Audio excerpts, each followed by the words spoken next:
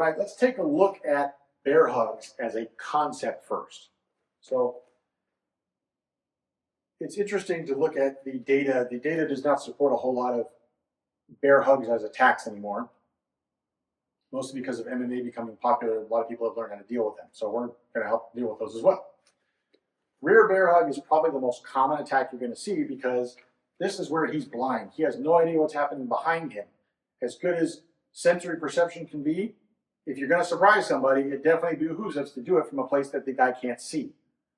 If I'm over on the opposite side of Lance here, he can see me coming, and me accomplishing a bear hug on somebody who's paying any amount of attention at all is going to be a lot more difficult from the front than it will be from the rear.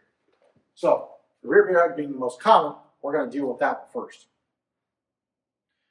Me as the attacker, if I have any choice at all, I want to make sure that I get his arms wrapped up around him as well.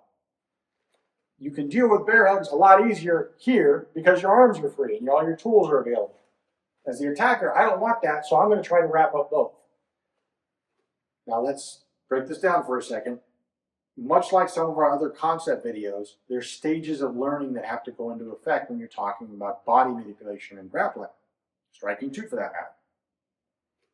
Your very, very first stage is a static position. And we teach the static position where I come up and I put this bear hug on and I'm holding him and I don't move yet. That way he can work on his sequence of movements and understand the basic concepts and principles out of them, so then he can really practice them. So your base level looks like this. Static, nothing else going on. He gets to do his thing and I'm not fighting back at all. I'm not resisting at all. My next phase, I have to simulate what's going to happen on the street. So I am not going to drive Lance through the wall that's over there or onto the ground, but we're going to illustrate what happens. The first thing that he would feel if I'm being an attacker who's intent on driving him into the ground or driving him into a parked van next to him or trying to get him off of his balance point so I can do things to him that he doesn't want me to do. My first priority is going to be to make sure he doesn't have the ability to counterattack because he will lose his balance point. So what that means is I have to create an impact from the rear to shift his balance point forward.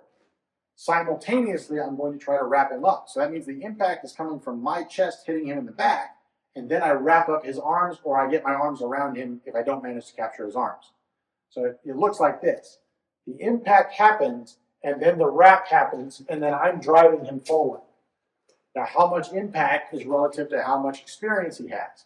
On the street, they're going to hit you full blast and try to smash you into the ground. That's a very hard position to start training from.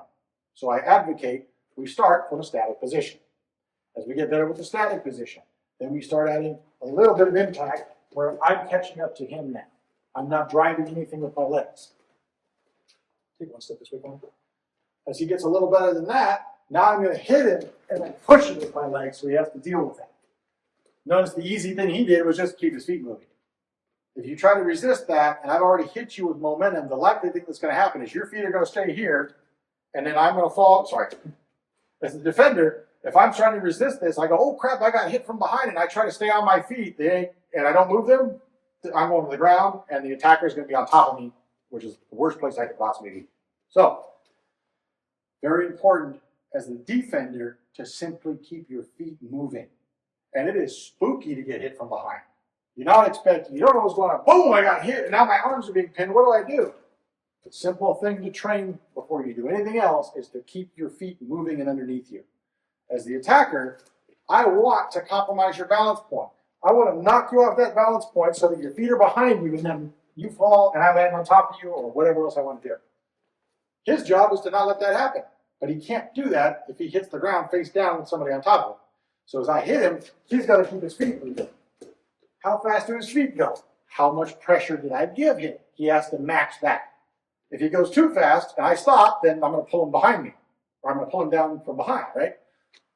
So if all of a sudden he decides he's going to take off running and I don't take off with him, well, now I've got my balance point back and his feet keep going that way while I tip his top half backwards. He lands on his back. Same problem. Now he's on his back and now I'm not where he wants me to be. So from the rear bear hug, it doesn't really matter on the initial step or the initial reaction point. If I hit him and I'm beneath his arms, it's actually an advantage for him. If I hit him and I wrap his arms up, the whole point is He needs to keep his feet moving so that he can do whatever else he wants to do once he regains control of that momentum. So that's the rear bear hug attack.